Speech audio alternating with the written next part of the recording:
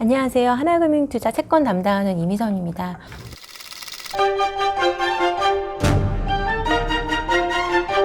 어제 미국 채권 금리가 다시 한번 급락을 했습니다. 그래서 미국 10년 금리는 현재 0.89%까지 떨어졌고요. 미국 2년 금리도 0.58%, 그래서 0.60%를 하회하는 수준까지 떨어졌는데요. 지금 이렇게 미국 금리가 급락하게 된 배경, 어떤 두려움을 현재 채권 시장이 반영하고 있는지, 그리고 앞으로 이 금융시장이 어떤 식으로 전개될 것인지를 좀 말씀을 드리겠습니다.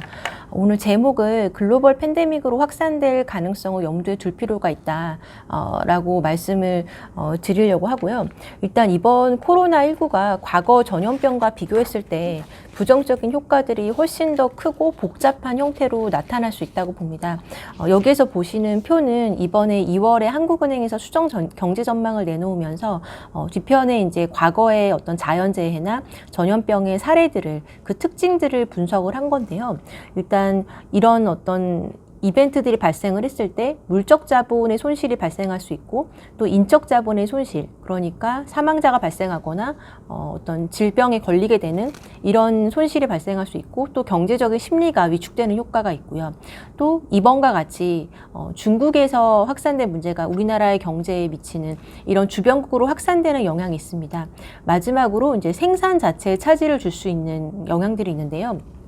과거에 사스 같은 경우에는 한국 자체에서의 확산세는 좀 미미했습니다. 그리고 중국 등 주변국 확산에 따른 교역 위축에 따라서 우리 경제에 일부 부정적인 영향을 좀 줬었고요. 그리고 특히 홍콩이나 중국에서의 어떤 불안 심리가 컸었고 더 강한 경제적인 충격을 줬던 이런 특성이 있습니다. 그래서 사스는 중국에서는 특히 어떤 심리적인 부분에 영향을 미쳤고, 주변국의 확산이나 일부 생산 차질까지도 영향을 주었었습니다. 메르스 같은 경우에는 우리나라에서 상당히 창궐을 했었는데요. 주변국으로의 확산되는 영향은 미미했습니다. 그래서 주변국 확산의 영향은 이제 거의 없었던 거고요. 경제적인 심리나 내수, 이런 부분들이 이제 국내에 이제 국한되는 문제가 되었습니다. 그래서 메르스는 이제 당시에 우리나라 경제 심리를 상당히 위축을 시켰었고요. 스페인 독감은 1918년에 있었던 대규모로 확진자가 발생을 했던 전염병이었는데요. 이때는 이제 인적 자본 손실이 있었고, 경제적인 심리 위축, 그리고 주변국의 확산 영향들도 있었습니다. 이번 코로나19 같은 경우에는 불안 심리가 크게 확산되면서 수요 측면에서의 영향을 주게 되고요. 그 다음에 공급 체인이 훼손되면서 생산 쪽에도 차질을 준다는 특징이 있습니다. 그리고 주변국으로의 확산도 현재 영향을 주고 있습니다. 그리고 우리나라 같은 경우에는 중국과의 높은 연계성 때문에 이런 공급 충격도 훨씬 더 영향이 있을 수 있다는 점에서 과거와 차이가 있습니다. 그래서 지금 여기에서 보면 거의 물적 자본 손실을 제외한 나머지 4개에 다 이번 코로나19가 해당이 되기 때문에 이런 부정적인 여파가 과거보다는 훨씬 크다라는 기본적인 전제를 깔아야 될 걸로 생각이 되고요. 지금 이제 우리나라의 확진자 수가 이제 6,000명을 넘어섰습니다. 그래서 지금 중국하고 비교를 해보면 이제 중국이 이제 이런 속도로 늘어났었는데요. 한국 같은 경우에 지금 여기까지 왔기 때문에 중국의 어떤 추세와 유사한 형태로 나아가고 있습니다. 케이스 1번 같은 경우에는 이제 증가 속도가 좀 이제 떨어지면서 일평균 300명 정도씩 신규 환자가 발생한다고 가정을 하면 8,000명대 정도에서 우리가 마무리가 될 수 있을 것으로 생각이 되고요. 케이스 2번 같은 경우에는 지금과 마찬가지로 일평균 400명 정도씩의 신규 확진이 계속 발생한다고 했을 때 3월 중순이 됐을 때는 우리나라의 누적 확진자 수가 10,000명을 넘어서게 됩니다. 그래서 지금 일평균 400명씩 계속 늘어나고 있는 점을 감안하면 케이스 2에 좀 더 가까워질 가능성에 무게가 실린다고 볼 수가 있고요. 지금 가장 빨리 늘어나고 있는 이제 한국, 그리고 그 뒤를 이어서 이탈리아와 이란에서의 확진자 수가 이렇게 3,000명대로 늘어나고 있습니다. 거의 이제 패턴들이 유사한데요. 한국이 이제 초반에 보였던 이 정도까지 보였던 패턴을 이란과 이탈리아가 따라가고 있는 상황입니다. 저희가 가장 좀 우려를 하고 있는 것은 중국에서 한국으로 이어졌던 이 현상이 미국이나 유럽까지 확대될 가능성을 현재 배제하기가 어렵다는 것입니다. 지금 차트를 보시면 이제 한국이 일단 절대적인 숫자가 가장 높고요. 이탈리아, 이란이 두 번째로 따라오고 있고요. 절대적인 비교를 하자면 미국과 독일은 굉장히 낮은 수준에 있습니다.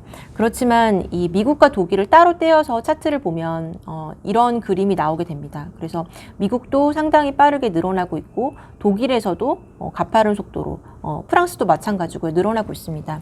개별 국가들을 보면 지금 미국은 오늘 기준으로 확진자 수가 221명을 기록을 했고요. 프랑스는 370명, 그리고 독일은 480명, 스페인은 260명. 차트를 보시면 거의 동일한 모양을 나타냅니다. 어느 나라든 예외가 없이 거의 비슷한 패턴을 따라가게 됩니다. 그렇게 되는 이유는 이 코로나19의 높은 재생산 지수가 동일하게 적용이 되고 있기 때문입니다. 코로나19 같은 경우에는 이제 한 명의 이 확진자가 몇 명에게 감염을 시킬 수 있느냐, 이 재생산 지수가 이제 2명을 넘는 것으로 알려져 있습니다. 그래서 일단 2명으로 가정을 하고 이렇게 감염이 됐을 때 이 인큐베이션 기간이 한 6일 정도 걸리고 6일 정도 후부터는 그 사람도 다른 사람에게 감염시킬 수 있다라는 가정하에서 보게 되면 처음에 한 명이 이제 2명에게 기본적으로 감염을 시킬 수 있게 되고요. 6일 후에는 다시 그 2명이 각각의 2명에게 이 전염을 시킬 수 있게 됩니다. 그래서 이런 식으로 빠르게 늘어나기 때문에 초반 24일만 지났을 때는 한 명의 확진자가 31명으로 늘어나게 되는 급격하게 빠르게 늘어나는 특징을 보이게 됩니다. 그래서 두 번째 차트에서 보시면 이제 30일 정도까지 지났을 때는 한 명이 63명까지 확진자가 늘어날 수 있게 되고요. 48일 정도 지난 뒤에는 500명 정도까지 누적 확진자 수가 늘어나게 됩니다. 그리고 2달 뒤에는 1024명까지 늘어나게 됩니다. 그래서 초기 1, 2개월 안에 방역을 실패할 경우에는 대규모로 이제 늘어나게 되는 거고요. 이 한 명이 한 명만 있는 것이 아니라 이러한 형태의 사람들이 초반에 10명에서 수십 명 정도가 있었다고 한다면 이 각각의 클러스터가 각각으로 이제 활동을 할 수 있게 됩니다. 그래서 일부의 감염자만 우리가 지금 초반에 확인하는 이 기간을 거치게 되는 것이고 그 와중에 이제 확인되지 못한 이 감염자들이 또 다른 사람들에게 이 감염을 시킬 수 있는 이런 기간들이 이어지게 됩니다. 그래서 이번에 미국에서 그 3월 FOMC 이전에 기습적으로 50bp의 기준금리를 인하를 했는데요. 그래서 현재 미국의 기준금리가 1에서 1.25%로 낮아졌습니다. 그리고 지금 채권 시장에서는 2년 금리가 0.60%까지 떨어졌기 때문에 현재 50bp의 기습적인 기준금리 인하 이외에 추가적으로 50bp 정도는 추가로 더 기준금리를 인하할 것이다라는 이 기대들이 시장에 반영이 되어 있습니다. 3월 FOMC에서 이렇게 기습적으로 금리를 인하를 했던 배경에는 주가가 급락했던 이유도 있겠지만 미국 내에서 대규모로 확진자가 증가할 가능성을 상당히 가시적으로 봤기 때문에 미리 선제적으로 나선 것이 아닌가라는 생각을 갖고 있고요. 앞으로의 시나리오 전망을 해보면 결국에는 지금 이미 베스트 시나리오와 베이스 시나리오는 다 지나갔고 이제 월스트 시나리오 1번 저희가 상정했던 것이 한국에서의 확진자가 빠르게 늘어나는 경우였습니다. 그런데 지금 이미 진행이 되고 있습니다.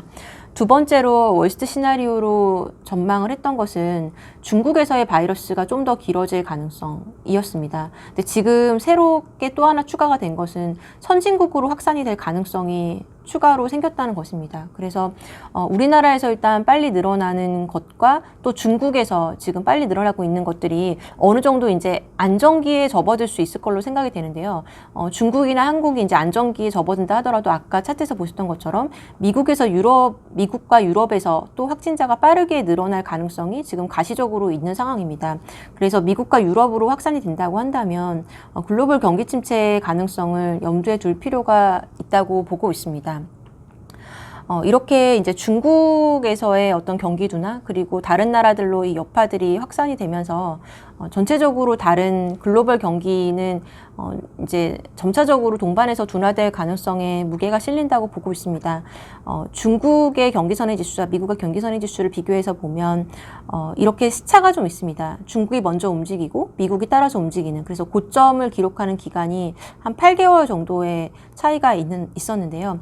이번에 특별한 어떤 일이 없었다고 한다면 중국의 선행지수가 상반기 정도까지 확장기를 가져가고 이후에는 둔화되는 하반기부터 둔화되는 흐름을 저희가 예상을 했었지만 지금 이런 바이러스 확산으로 인해서 이미 중국의 경기는 이제 꺾이는 흐름이 될 것 같고요. 시차를 두고서 미국도 결국에는 따라가는 흐름이 될 걸로 보고 있습니다. 한국도 마찬가지로 한국은 중국과 거의 시차가 비슷하게 움직이기 때문에 중국이 이렇게 꺾이는 상황에서 한국도 같이 경기가 둔화되는 이런 흐름이 될 것으로 예상하고 있습니다. 네, 그래서 일단 채권 시장에서 바라볼 때는 일단 이 바이러스 문제에 있어서 전문가라고 할 수 있는 분들은 이제 보건 전문가들일 거고요. 그분들의 어떤 시각을 듣는 것이 훨씬 정확한 정보가 될 걸로 봅니다. 금융시장의 사람들은 이 부분에 대해서 전문가가 아니기 때문에 그쪽에서 이야기들을 들어보면 일단 미국에서 지역사회에 감염이 되는 거는 뭐 시간 문제일 뿐 언제 얼마나 빠른 속도로 진행이 될 거냐라는 부분만 변수로 남아 있고요.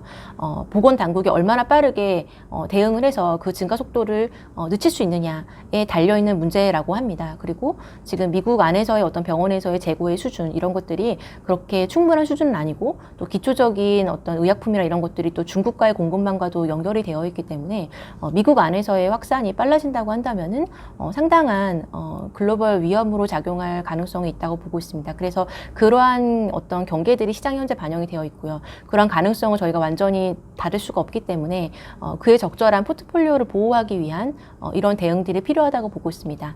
네, 이상으로 오늘 발표를 마치겠습니다. 감사합니다.